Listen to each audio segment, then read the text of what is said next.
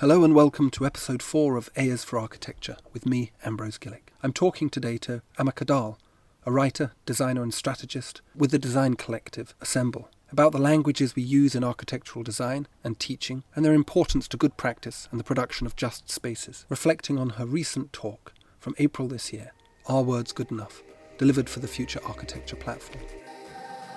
But I also think, there are many disciplines, almost every other discipline, many disciplines where the definition and use of words sensitively and accurately is part of what it means to be a scholar in that discipline, to be a teacher in that discipline. And we're incredibly lazy, I think, about language generally in architecture, both learning to write well and also reading enough to become better communicators. And I think that, turning to work in other disciplines rather than constantly reading texts produced by architects or architectural historians is another huge step, possibility, latent, it's just waiting there. AO is for architecture. A podcast about Buildings, architecture, urban culture, and space. hello again. I'm speaking with Amica Dall. Amica, would you like to introduce yourself? Hi, yeah, sure. My name is Amica. I'm one of many co-founders of the collective Assemble. We work across architecture, design, research and advocacy around issues to do with social justice in the built environment, but also just good design, good quality design for everyone. I also teach. I've been teaching at both the Architectural Association and the Bartlett School of Architecture in the undergraduate programs for a number of years now. And I've got a particular interest in working with children, particularly in terms of how the city affects, the physical form of the city affects the kind of quality and character of childhood.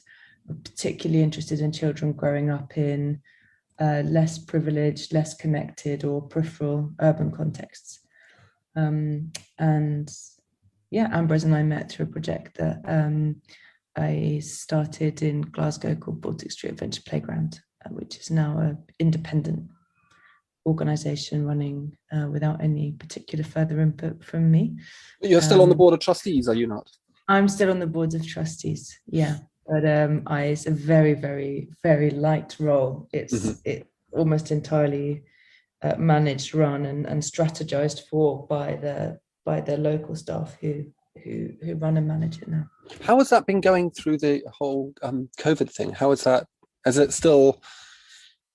I mean, obviously it had to close down, and Scotland's had a slightly different strategy towards COVID than they have in England. How has that gone for Baltic Street? It's absolutely extraordinary, and I think it's real. There were moments in its development when I was a bit worried that my insistence that we didn't bring in external expertise into the core staff team or management was a bit naive or a bit foolhardy, because there were lots of times when we had real growing pains. But I think the way that the team have coped with the pandemic has been, I think it's kind of exemplary actually, and a real body of evidence for why it really matters to give people ownership of the places that they work and the teams that they work in, and allow for real long-term relationships with the community to build up, even if sometimes that's not the quickest way to deliver the service or deliver the help, because they have given out over 3,000 tons of food through Fair Share during the pandemic. They had a volunteer team of drivers going from the community who were committed to getting any family that texted them food within the day, some form or another. They had a snack van that was giving out food in areas where it was harder to get down to the playground itself. They had a refrigerated lorry so that they could take delivery of food that other community groups weren't able to manage. And yeah, they really just worked really, really above and beyond. They totally went outside their existing job descriptions and just did what their community needed at that time. And yeah, us kind of board external people had very little to do with that. That was never mandated or suggested. They just took the structure that they had and used it to do what they could. It's really good. I mean, it kind of, so a hopeless segue, I suppose, but it kind of does relate to the text of your talk from the Future Architecture platform. Our words, good enough. You were a keynote, and you can get that. The paper is available online, and it's worth reading. But there's the underlying theme to it, from my reading, and the nice thing about the text is I'm allowed to have my own interpretation by the logic of the text itself. So I can't be wrong here. No, it's that the role of the designer, I'm sort of jumping ahead of myself, is to get kind of close to the social context of the place. And Baltic Street is a very good example of that happening, where you, as the designer, empower the community to such a degree that you're kind of not needed anymore. Insofar you get so close that you kind of become invisible, which I quite like. But this paper, this talk, it's always difficult to work out. Is it a talk or an essay or a speech? Do you do speeches, Amica? I think it was an essay, because it was commissioned both to be read aloud as part of the conference, but also to be published after the conference. So I wrote it as I guess you might call it an informal paper, because obviously done in the tones of speech, but with the expectation that it would exceed the moment of its utterance a little bit, survive it a little bit. But your job there, or you seem to kind of articulate, you read through the proposals for the conference itself, and you described this sense of being sort of both impressed by the motivations of the presentations on hand, but also kind of, I suppose, is it fair to say, a little baffled by the language employed to describe the social practices being presented?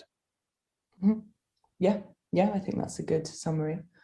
I would say that, I guess the interesting thing in summary for me is to say you've got all of these different young practitioners from all over Europe. They've been given a fairly open brief, infrastructures of care or landscapes of care, and they can present any project that they want to have some support and mentorship to develop. Any project, it's not strictly a built project, but it is people who are connected or see themselves as connected to architecture as a discipline. And especially considering that people were coming from a huge range of first languages, the character of what they were proposing felt very similar, despite some substantial variations in what they were saying would actually happen, because of the way they were talking about them, because of the language that they were using, because of the kind of tropes they were using, and because of the way they were describing their intentions. And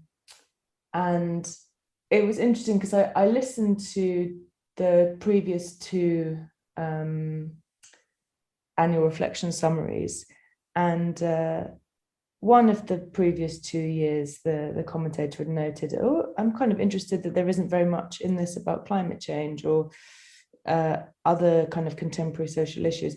And I really felt like I'm really struck by the fact that the new idiom, the new normal way of speaking, the new kind of includes a consideration of I guess, a kind of set of social concerns, but without interrogating them or owning them or nuancing them.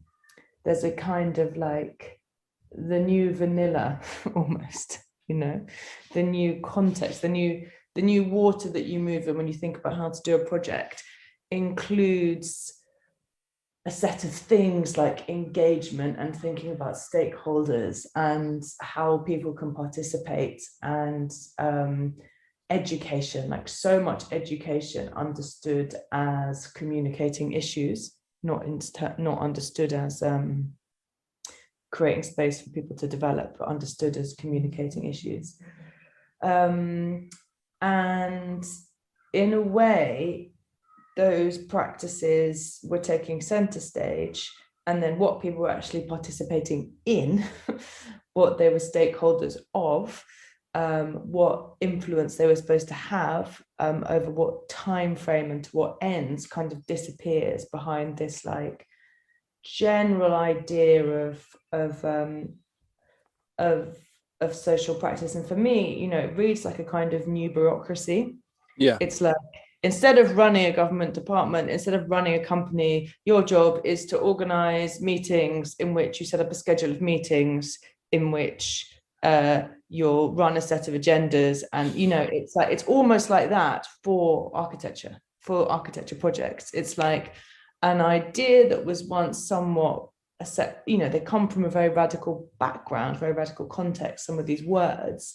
But they've kind of become a new bureaucracy through which it's normal to take any old kind of project, really. And sometimes the projects themselves might not be that well considered. Sometimes there's a really beautiful intuition at the heart of them.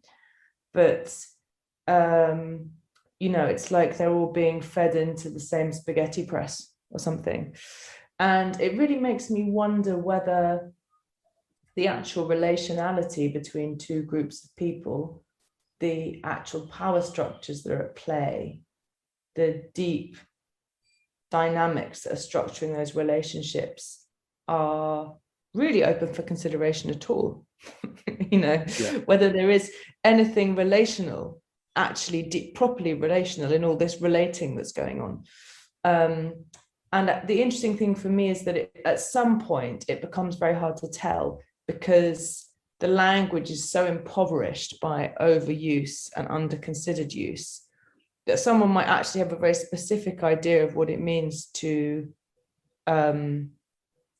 consult or to participate or to invite. An invitation might be a very specific thing, but the language in itself has been so rinsed and been used so cynically, I think, often, that people use it to cover up actually a lack of anything meaningful underneath it. That even if there is a very particular intention, a very articulate or sensitive imagination trying to think about how a project lands in the world, how it affects people, that's kind of very easily just like washed over with this kind of gloop.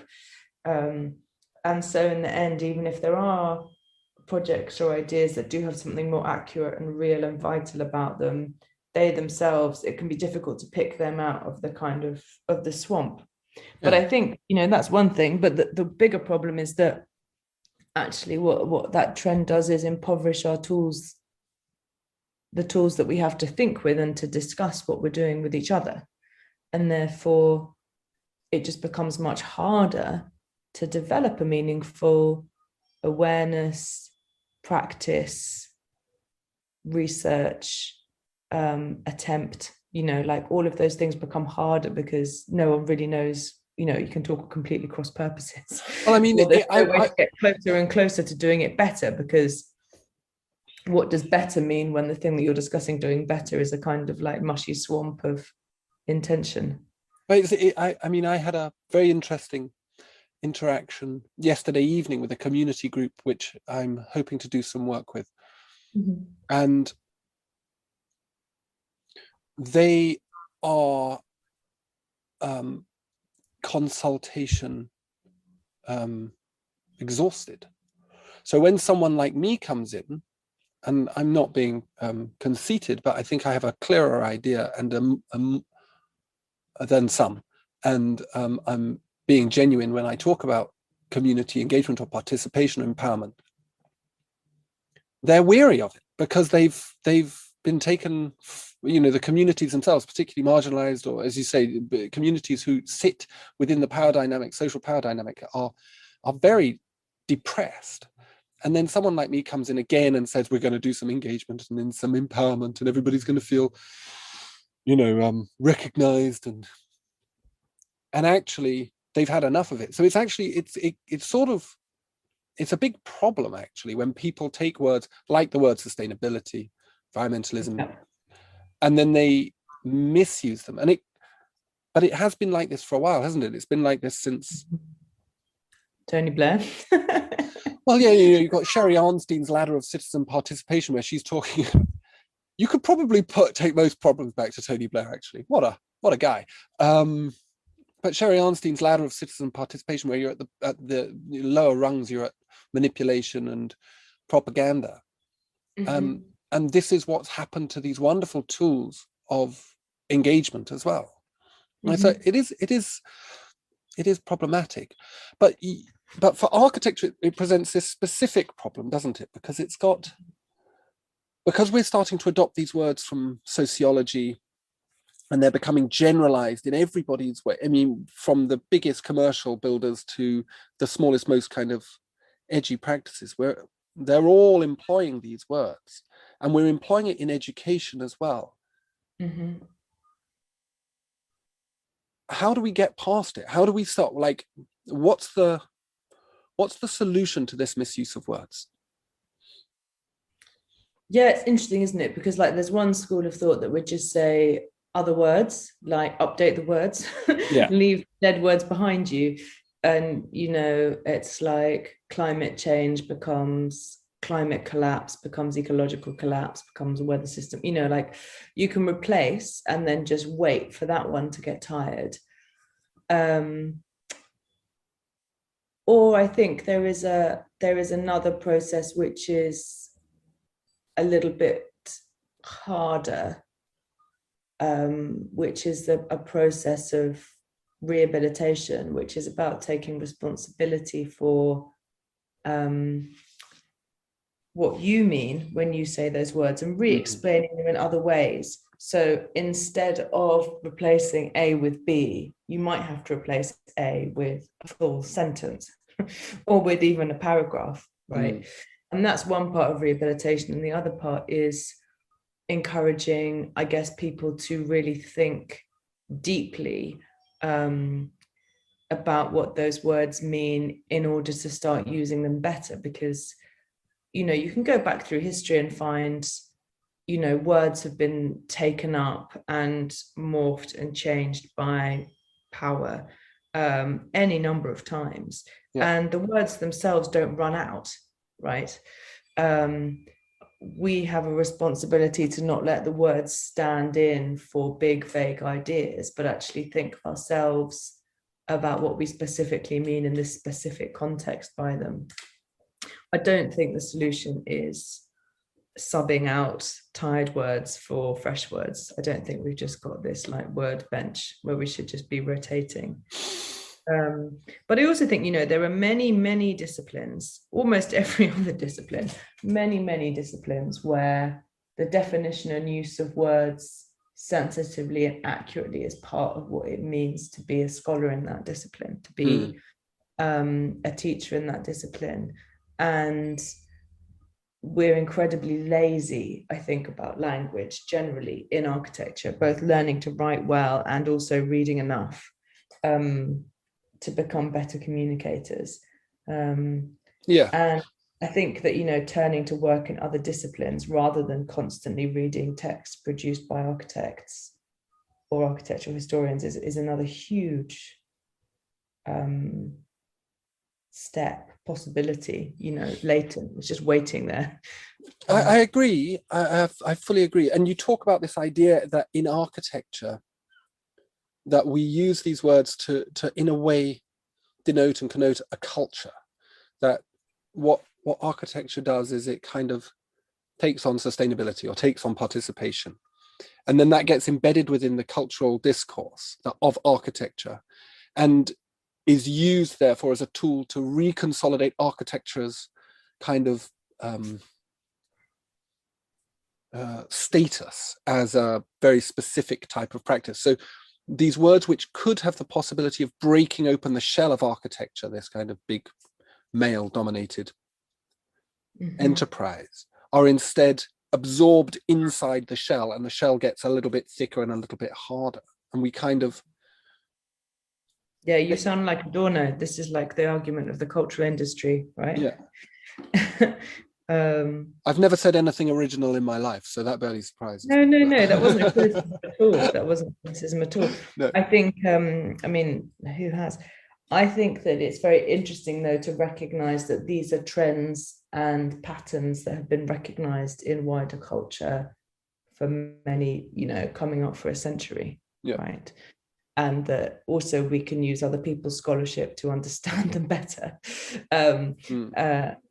As well as to understand what's happening when those cultural ideas get subsumed into a different culture and essentially put to its own ends.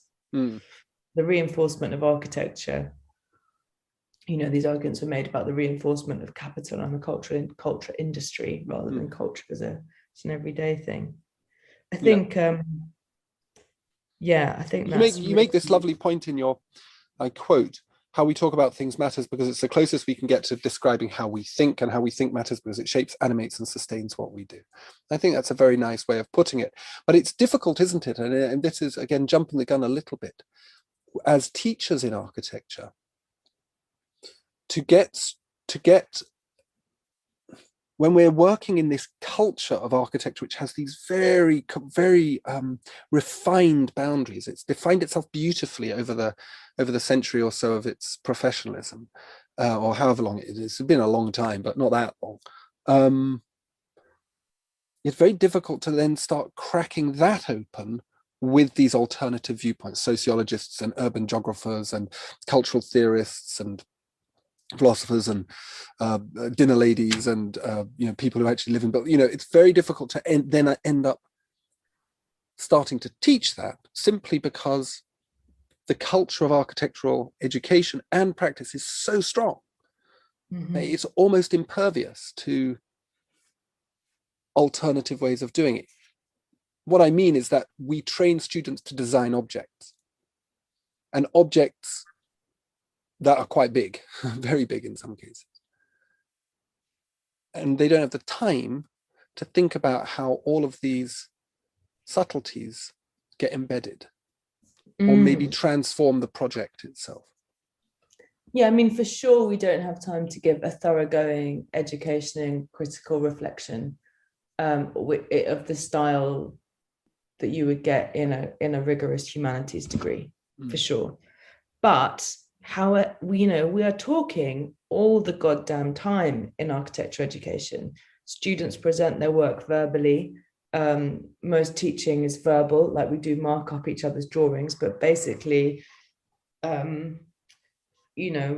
it's a subject which is done through talking and talking about drawings. And the main vehicle that we have is the crit or the jury or the review, whatever you call it in the particular school or context that you're at, but basically you're getting verbal input from people.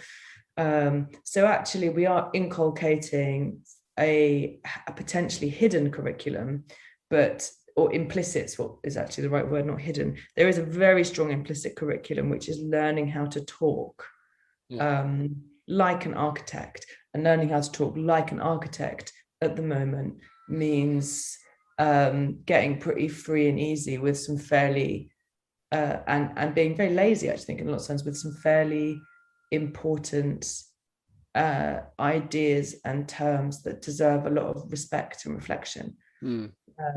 And we can either just ask ourselves to talk more simply because a lot of the time the meanings aren't complex, we're just explaining them in a complex way, or we can take more responsibility for the way that we use language as teachers.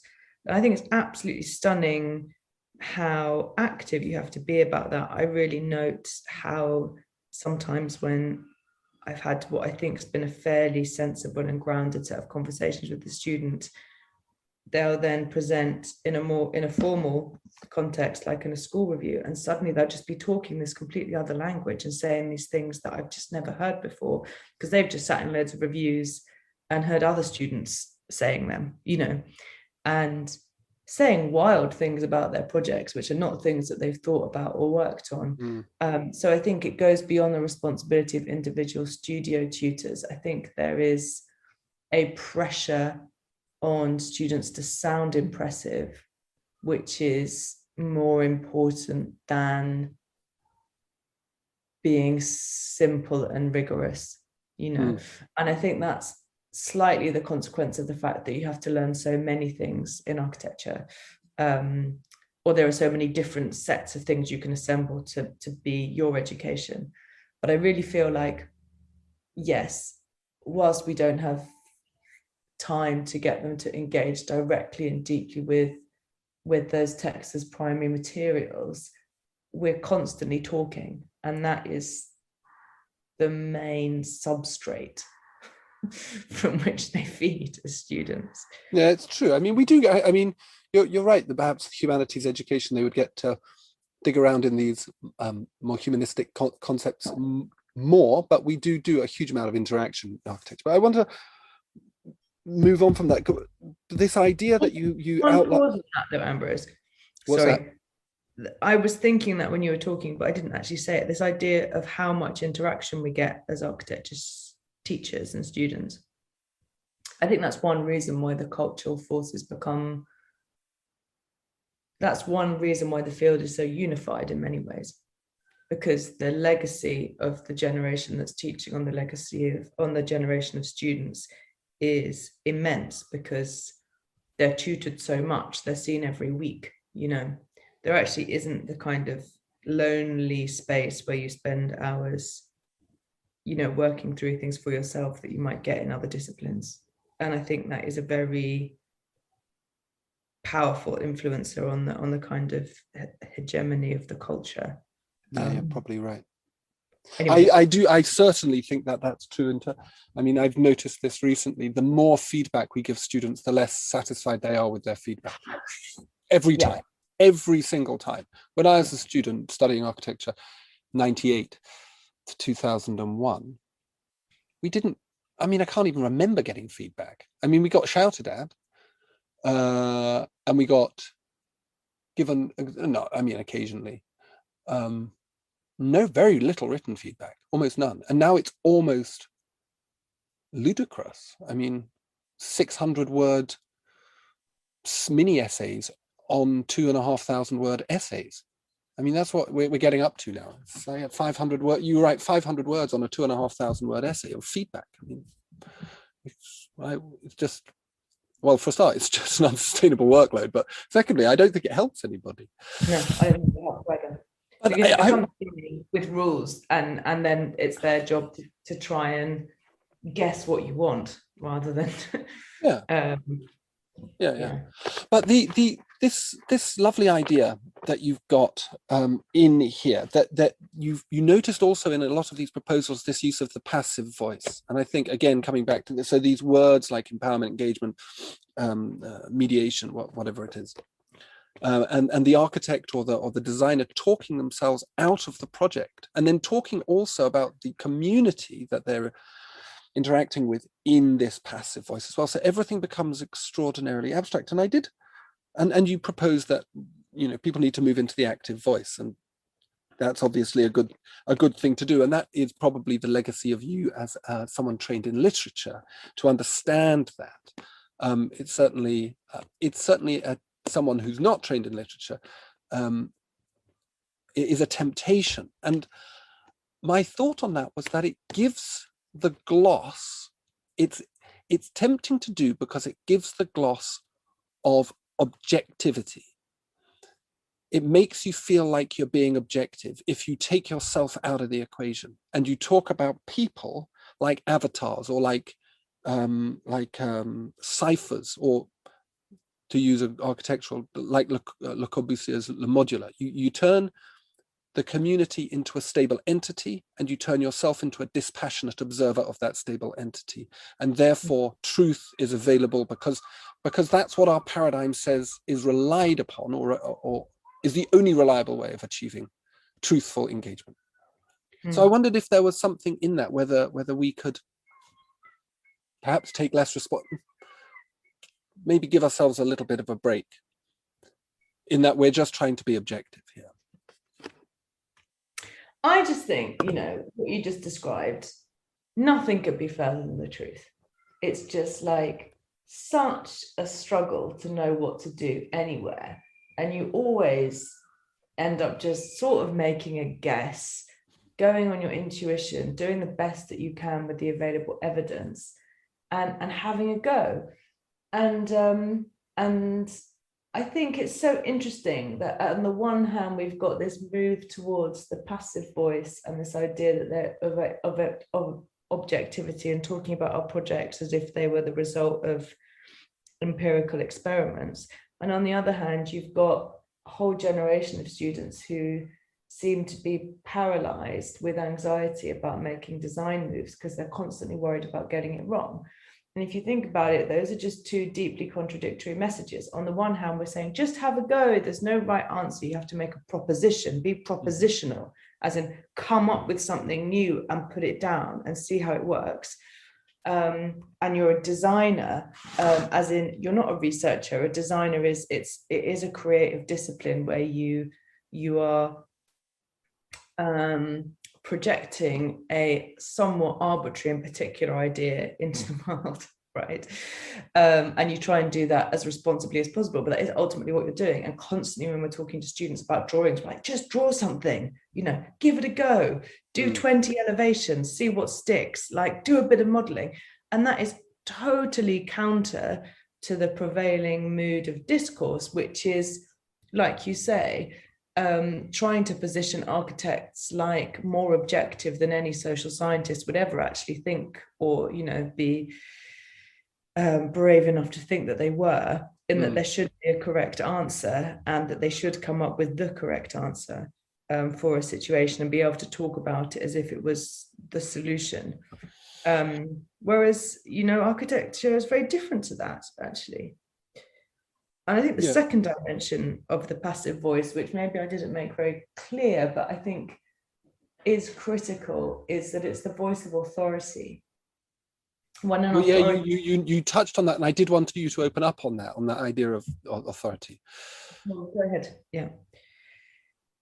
No, I was just very interesting because I saw that you were implying that there was this kind of power dynamic at play, and there was some kind of implication that it was to do, but I didn't fully get that. So I'd be grateful if you would kind of unpack that a little bit.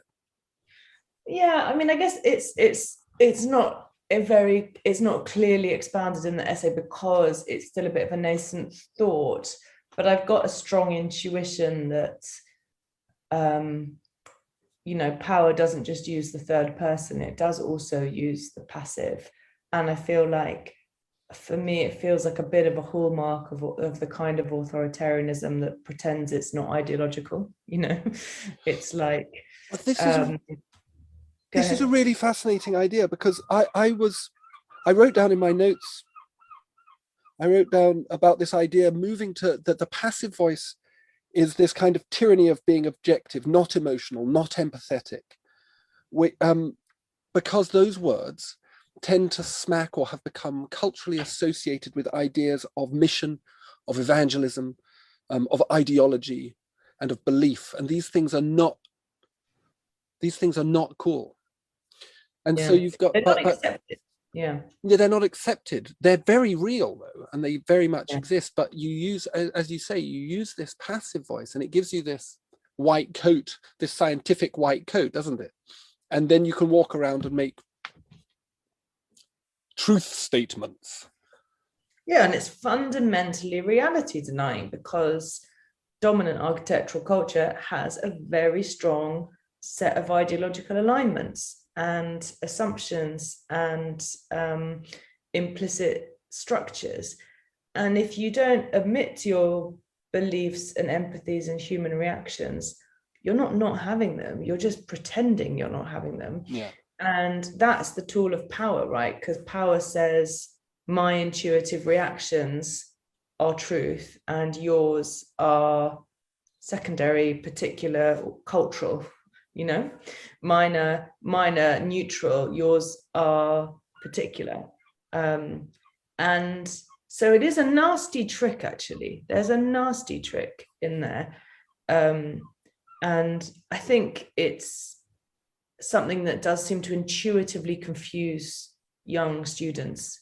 Like they don't know what's wrong with it necessarily, but it doesn't sit right. You know, they end up in this paroxysm of inaction, because on the one hand, you know, they're being told to think through and with less powerful groups. And on the other hand, they're being told to do so in a way which continuously reinforces their power, and neutralizes any meaningful difference or diversity between your interests and where you're coming from, and where the people that you're working for or with are coming from, even if that's just the most basic difference, which is you're getting paid and they're not, when you get professional context. But you know, that's just the beginning of it.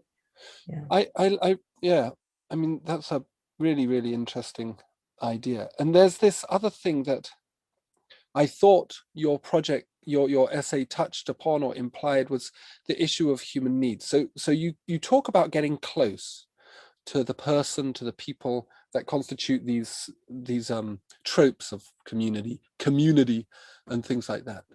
And this idea of getting close and actually engaging, insofar as the word has a meaning, is kind of anti-human needs. That the non-engagement is based around a kind of, I think, a Maslowian idea, you know, Abraham Maslow's idea of a hierarchy of human needs, where you can actually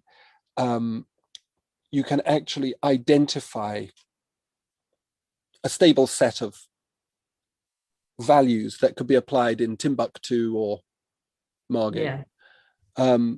But your approach is to say that we need, by getting closer, we can go beyond that has no purchase anymore, or its purchase is lessened.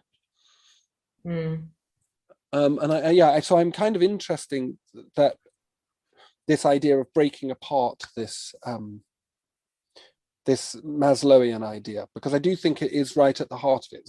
So as architects, we go in with a series of assumptions about what these people need.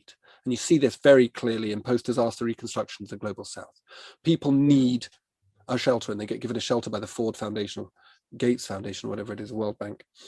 And it doesn't work. It never works in any meaningful sense of the word, working. And instead, this approach that you're talking about is very granular, very kind of situated and immediate and emotive and empathetic and all of these things. But the question I always have about this is, how do we scale that? How is that scalable to the context of the crisis to hand? Be that the climate crisis or the urbanization crisis, whichever way you want to phrase it. I just don't know if this is the question I have. Like, does it need to be scaled? Do we need a scaled approach, or do we just need lots of people who are able to work in a more granular way? And I think that's always the question. I mean, there are situations like disaster relief where, someone has to make some pretty big decisions pretty quickly, but also the fact that someone outside the situation has to act at scale is an artifact of a power dynamic, a set of infrastructures that reinforce the situation in the first place, that reinforce the need for scale. And I'm much more interested in what kind of large scale collaboration and cooperation would allow many more people to act and work in a more granular way, because I don't think it has to be more involved. I don't think it has to be more involved in some senses, but in terms of hours and in terms of resources, capital resources, I'm just not sure it does. Like, it doesn't have to be boutique. I think you actually, first of all, just have to say, am I sure that any decision that I make for these people will be better than any decision that they can make for themselves? And then divide up the situations to the few instances where that might be the case in terms of like sewage planning, or and then really be very serious about the instances where that's not the case. Because I think we've got so far as architects into fetishizing the individuality and the particularity of design schemes. You know, we celebrate these ones that just take us a few steps away from standard, but into territory, you know, but with a kind of standardized set of expectations about what people want and need. Nevertheless, that we're not even asking in a deep way, is me doing these houses in this objectively high standard design better than, actually better when we look at the resources we're putting into it, not just money, but intellectual and also structural, giving people a bit more agency. And I feel like it doesn't always have to be asking other people to do things for themselves. I think it's also just a question of understanding architecture as a more local practice, as something which can consider supply chains and construction technologies in order to enable them to be more local, granular and diverse, rather than just the organization of information towards increasing standardization. And that sounds a bit anti-architecture, but it actually very deeply isn't. It's just anti a very particular kind of architectural thinking that I think we're a bit trapped in. Yeah. Well, that's I think really brilliant, and kind of comes to the last thing that I wanted to ask you about, though, is so we look back in the history of kind of these kind of radical practices, people who have challenged this hegemonic idea and the power dynamics within architecture, and I think about people like Coop Himmelblau, and there's a very good essay written by Dana Cuff, I think it is, in the Sage Handbook of Architectural Theory from 2013. Send that to me. I don't think I've ever read a Sage Handbook of Architectural Theory. You've never read it? I teach it. Total nightmare. No, it's actually quite good, but she talks about the way that discrepant practices, as she calls them, are permitted within architectural culture, not she calls it enfolding. They get re-enfolded, so they move to the edge, to the avant-garde, as a sort of strategy of the center. So the center utilizes the avant-garde to consolidate its own power. And so for me, a lot of what we're talking about speaks of a new architectural culture, but architectural culture is so strong that it takes on these radical practitioners, these these derivé kind of situationists and so on and so forth, and makes them work for totalitarian regimes. Yeah, I couldn't agree more. And I think the question you always have to ask is, are you shifting the boundary, or are you going up to it and then retreating? Because or are you even perhaps setting a beacon on where the lighthouse is? Well, no, are you setting a beacon about where the boundary is? And this is an argument that's been made by critical theorists, economists, sociologists for decades and decades and decades. The idea that international aid doesn't upend power structures, it reinforces it. The idea that everyday philanthropy is like a safety release valve that actually contains discontent rather than channeling it and allowing it to accrete, because everyone can work out, do something very small in order to feel in some ways that the psychic pressure of their disagreement with the way things are organized is released without actually endangering the underlying organizational structure. The argument is made like super famously by Zizek, who, I wouldn't refer to often, but I think he is so accessible for ideas like this that it's worth it. The idea of a fair trade coffee. He's like, fair trade is the biggest con of them all, because all you're doing is just doing a slightly better bad thing. You're doing the bad thing slightly better, And therefore, anyone who is suspicious that the way that maybe we trade in these commodities isn't great has got somewhere to go, but somewhere to go that's still thoroughly contained within the existing order. And I think, like, in terms of culture, that's that's an incredibly powerful force, and you see it time and time again in music culture and art culture, that there's a reinternment, So on a more Sublimation is the word that the philosophers would use. Subsumption. Say that again. The subsumption is the word that the subsumption philosophers use. What a nice sounding word that is. So you've got people like, so globalization. So we're talking, I think a lot of these things are about this kind of globalization of cultural practice, where you get, your great architects, they ride out and they do their thing wherever it is, probably designing buildings on airplanes as they fly from one city to another. And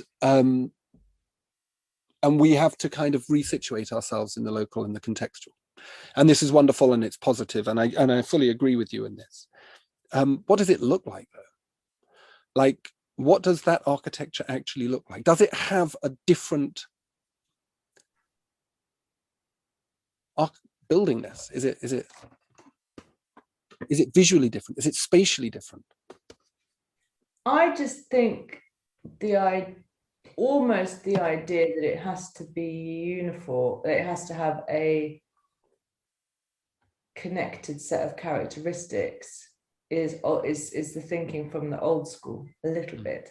But there are things that it isn't, because there are certain kinds of buildings which in general are very rarely robustly useful enough in their context that if they were imagined and built in a thoroughly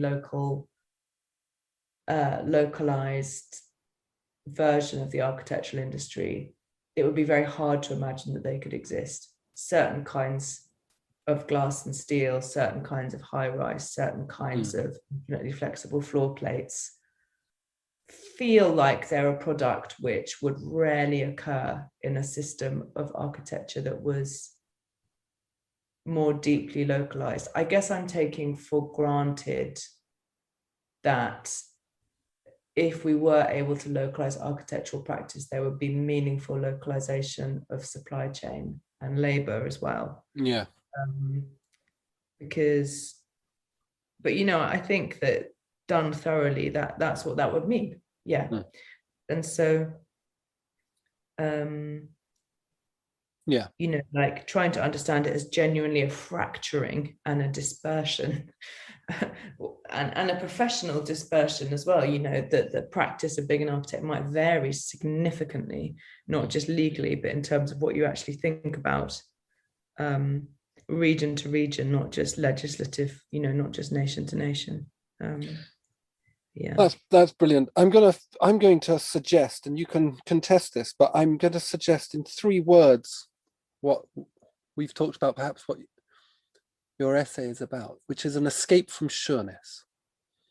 I think that's what I take away from it. Like, we as architects have a culture which insulates us from vulnerability, and it insulates us from critique, and it insulates us from the community. I mean, that is, as we talked about this, we hide, and it insulates us from being political and social and good and all sorts of different things.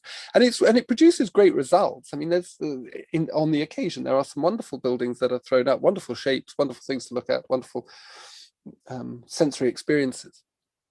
But I think you're right in that, for me, what you're articulating, and it chimes with me, so maybe that's all that's happening here, is that I'm hearing what I want to hear, is that we have to escape from these surenesses if we are to address, or at least try and address, some of the pressing social, economic, environmental, cultural issues to hand. Yeah, it's going to be uncomfortable. It's going to be uncomfortable. Okay. I'm going to leave it there. Thank you ever so much, Amica. Thanks, Ambrose. My pleasure. Really, really enjoyable. Well, I enjoyed that. Thanks again to Amica for her time, insights and general excellence. Check out her talk in the links in the podcast description, her practice assemble, and please subscribe to this for more episodes each Monday. Until next time, like, share, follow, all that. Cheers.